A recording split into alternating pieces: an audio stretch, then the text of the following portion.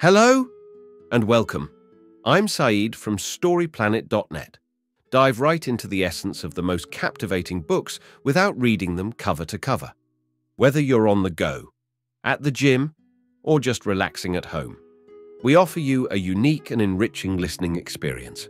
Today, we are exploring the book, Feedback and Other Dirty Words, a creation by Tamra Chandler and Dowling Grealish. Feedback and Other Dirty Words, 2019, is a clever and useful handbook that tackles a common fear, the process of seeking, giving, and receiving feedback. This book sheds light on ways to overcome the negative emotional responses often associated with feedback, while providing practical advice on fostering a constructive and supportive feedback environment for everyone. Before we delve into these revelations, it's interesting to note that Tamra Chandler, the CEO and founder of PeopleFirm, has been recognized by Forbes magazine as one of America's top management consultancies for 2018. PeopleFirm collaborates with notable clients such as T-Mobile, Nordstrom, Nike, and the Bill and Melinda Gates Foundation to enhance and revamp their internal culture, leadership, and performance management. Dowling Grealish holds a senior consultant role at the company. With 7 key ideas to unveil, brace yourself for a deep dive into this captivating book. On storyplanet.net. To start, the text discusses the concept of reclaiming feedback as a positive and empowering force. Many people have negative associations with feedback due to its connection to punishment, self-doubt, and office politics. This can lead to negative psychological and physical reactions during feedback situations. However, feedback should be seen as an opportunity for growth and understanding how others perceive us. It is important to build a better feedback culture by shifting our mindset and adopting practical tips. Better feedback can improve business results, and daily connections can create a foundation for healthy feedback. There are also suggestions for seeking and receiving feedback effectively. Key idea number 1. Though feedback's brand has suffered, it remains an invaluable tool for improvement and development. The text discusses the common negative reaction people have to receiving feedback and the reasons behind it. It emphasizes that feedback has often been mishandled by bad leaders or delivered all at once during annual performance reviews. However, effective feedback drives improvements in business performance and is strongly correlated with employee motivation. A study found that companies with a strong feedback culture had double the financial gains compared to those with a weak feedback culture. Additionally, a global study revealed that 62% of workers want more feedback and 83% appreciate it, whether positive or negative. To build a good feedback culture, it is important to understand why current practices miss the mark. Key idea number 2. Feedback can be perceived as a threat and can lead to feelings of anxiety and stress. We get worked up about feedback because our brains have a fear response that was useful in the past but is now unhelpful. Negative feedback experiences trigger a fear response in the amygdala, which can hinder our ability to properly process feedback. To stay calm and process feedback better, focus on your body and use relaxation techniques like 4-7-8 breathing. However, in the long term, we need to embrace better approaches to feedback. Key idea number 3. Clear and specific feedback, along with a growth mindset, are necessary for personal growth.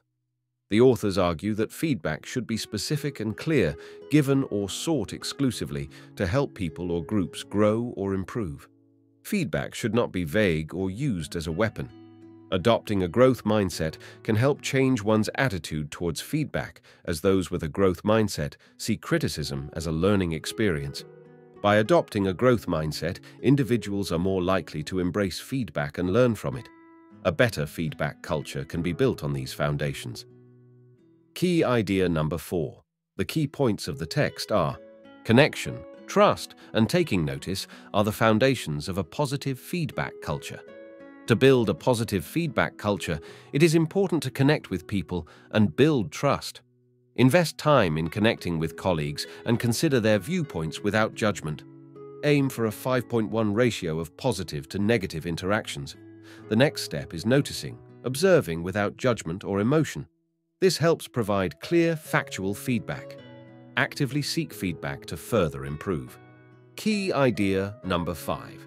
To effectively seek feedback, individuals should be specific about what they want feedback on and gather input from various sources. Research shows that organizations that ask for feedback instead of just giving it see better performance and stronger teams.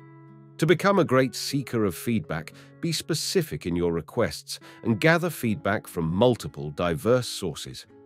Don't overlook feedback from your peers, as they often have valuable insights. Including everyone in the feedback conversation leads to richer insights and better results. Key idea number 6. To make the most of feedback, it is important to ask the right questions and keep control of your emotional response. Receiving feedback requires active participation. Asking the right questions can make feedback sessions more effective. Request specifics and examples to clarify vague statements. Understand the impact of your behavior. Ask for clarity when multiple issues are discussed. Assume positive intent from the feedback giver.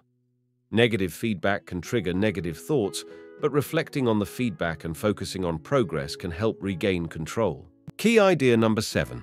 The key point of the text is that in order to provide valuable feedback, it is important to know oneself and focus on frequent, bite-sized bits of information. The text discusses the importance of self-awareness in giving feedback. It suggests reflecting on one's own communication style and adjusting it if necessary. It also emphasizes the importance of having clear intentions for giving feedback, focusing on helping others rather than personal agendas. The text suggests giving frequent, bite-sized feedback and mentions that research suggests informal feedback every 2 weeks is effective. It advises keeping feedback small and manageable to increase the chances of it being acted upon. Lastly, the text encourages spreading more positive feedback, as research shows that managers often underestimate the impact of positive feedback. In conclusion, the key message is that feedback, when done right, can drive personal and business growth. To make feedback effective, it should be frequent, fair, and focused. The implicit association test can help identify biases that may affect feedback. The book, Radical Candor, offers further insights on clear and honest communication in the workplace. Thank you for listening to this summary. If you enjoyed this exploration, we invite you to discover other fascinating books on storyplanet.net. Don't wait any longer. A multitude of books, stories, and knowledge await you there. See you soon on storyplanet.net.